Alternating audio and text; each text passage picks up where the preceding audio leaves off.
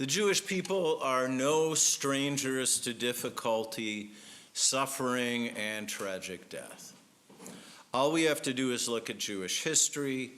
We face the blood libel, when our ancestors were accused of murdering Christian children to make matzah, an accusation so grotesque that it unleashed centuries of violence. I'll note that the last one was in the 19-teens in Syria.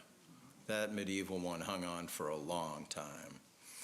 We faced pogroms that swept across Eastern Europe, often with little warning and less mercy. We faced a genocide that killed 1/3 of our people within living memory. And yet, through all of these horrors, we maintained hope. Through all of these horrors, we continued to act, to do things that helped ourselves, our families, and our communities. And the purpose of recalling this grim history is not to wallow in our misery. It's the opposite. It's to remember what we've done because we've suffered and how we've always turned pain into purpose. Whenever the Jewish people have faced adversity, we've not merely endured, we've created. We've not only prayed, we've built, we've not only hoped, we've acted. Hope in our tradition is not a feeling that floats above reality, it's a discipline. It's a decision to act even when the heart is heavy. The Hebrew word tikvah, as I mentioned in my introduction, comes from the same root as kav, a line or cord that connects 2 points. To have hope is to hold that line between what is and what could be, to stay connected when the world seems to fall apart. So let me offer 3 moments in our history that capture this idea. 3 moments when our people faced despair and responded not with resignation, but with resilience and creation. In the year 70 of the Common Era, the Romans destroyed the Second Temple, the heart of Jewish worship. The place of sacrifice and pilgrimage was reduced to rubble. It's hard to underestimate what that means. I mean, not only was there was a tremendous amount of death and destruction involved, but the sacrifices, no matter how foreign this seems to us, were the only way to communicate with the divine. It's literally cutting off the connective point between humans and God. And for many, it must have felt like the end of Judaism itself. But out of that devastation came one of the most creative transformations in all of religious history. So according to a bunch of very ahistorical rabbinic texts, which nonetheless capture the essence of my idea, the rabbis of Yavne gathered what was left of the people and asked, how do we serve God without a temple?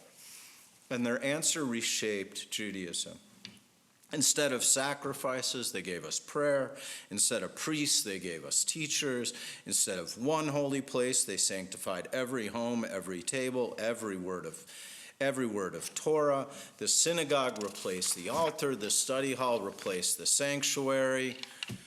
I could just go on and on. The rabbis completely reinvented Judaism, completely reinvented it. They weren't, we're not the first Reformed Jews, essentially. I mean, Judaism can be reinvented over and over again to meet its times. That's its strength. They could have given up, but instead they made Judaism portable and eternal.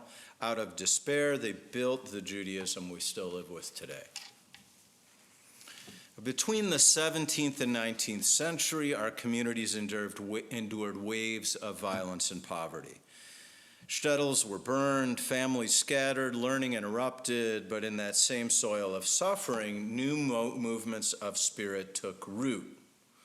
From those towns and shtetls emerged the Hasidic masters, the Baal Shem Tov, Levi Yitzchak Berdichev, Menachem Mendel of Katz, the Maggid of Mezrich, I could go on, who taught that joy itself could be an act of resistance.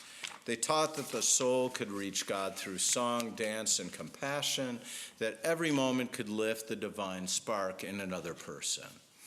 And at the same time, the great yeshivot of Lithuania and Poland renewed the discipline of study. Entire towns, also organized societies for charity, visiting the sick and feeding the hungry. I'm talking about the Musar movement, essentially, which arose out of the Litvak yeshivot, which had become hyper-intellectual, and there was this move towards ethics. This idea that study of Talmud's not enough, but people, well, we have to be good people, essentially. So we have this complete reorganization of Jewish communities based on this idea. Their hope was not abstract. It meant keeping Shabbat when the wood was wet and the bread was scarce. It meant saying Moda Ani and saying prayers of gratitude 4 times a day in a cold room without fire. It meant teaching the Aleph Bet so that hope would not die in their generation. Out of oppression came ethical systems, and out of chaos came community. I'm passing over the obvious one, Reform Judaism. We're sitting here because of that transformation that happened in the 1860s in Germany, which very much, well, was a very different response to what was happening in Eastern Europe, ultimately, a distancing from it and a recreation of Judaism. So third, after the Shoah, after the Holocaust, our people emerged shattered. The magnitude of loss was beyond comprehension. Many survivors had lost everyone, parents, siblings, children, whole towns. And yet they rebuilt. They married, had children, founded synagogues, schools, and community centers across the world. They built the state of Israel. They wrote memoirs, created art, and refused to let the world forget. Survivors carried numbers on their arms but chose to carry the Torah in their hands. They did not wait for permission to begin again, they acted. These are really famous words of an anonymous survivor who said, "We did not have the privilege of despair." And that phrase has really struck me. The opposite for hope for us is not anger. It's not sadness. The opposite of hope is paralysis. When faced with cruelty, we choose continuity. When faced with death, we choose life. When faced with silence, we choose words. And through these choices, we taught the world that despair is not destiny. So I share these stories tonight because we're living in a moment when hope can feel really fragile. The world around us has grown heavy with fear and cynicism. The news cycle's relentless, no matter where you watch the news. We see violence in our streets, division in our country, grief that still lingers from the pandemic years. Many of us have lost loved ones, have lost faith in systems that have meant to protect us, and it's tempting to withdraw, to grow numb, and say, what difference can we make? But our history calls us to something higher. We're the descendants of the people who built synagogues out of ruins, who sang in the ghettos, who studied by candlelight, who refused to give in. Hope is our inheritance. And like every inheritance, it must be used or it'll be lost. In Pirkei Avot, the sages teach, I'm pretty sure I said this one 2 weeks ago. I really like this one. Lo alecha hamlacha lidmor velo ata ben chorin lehitbatel mimena. It's not your duty to complete the work, but neither are you free to desist from it. The call to arms of rabbinic Judaism. It's not your duty to complete the work, but neither are you free to desist from it. And that's the Jewish definition of hope. To act even when you cannot see the end of the story, to plant trees knowing you may never sit in their shade, to believe that what we build today will nourish those who come after us. So when we face hardship as individuals, as a congregation, as a people, let us remember what our ancestors did. Let us pray, yes, but let us also move. Let us comfort the grieving, feed the hungry, write letters, teach children, repair what we can. Each act of goodness is a declaration of faith that tomorrow is worth building. Hope, after all, is not the absence of pain. It's the refusal to let pain have the last word.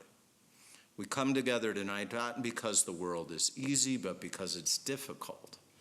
And because our ancestors taught us how to face difficulty with courage and with purpose. They left us not just rituals, but a moral blueprint to transform suffering into service and despair into determination. That's what it means to be a part of this people. That's what it means to stand here on a Friday night to light candles against the dark. That's what it means to be a Jew. So let us hold fast to that light and let us keep it burning, not just in memory of what was lost, but in faith for what can still be made whole. Kain v'yehi ratzon, may it be God's will.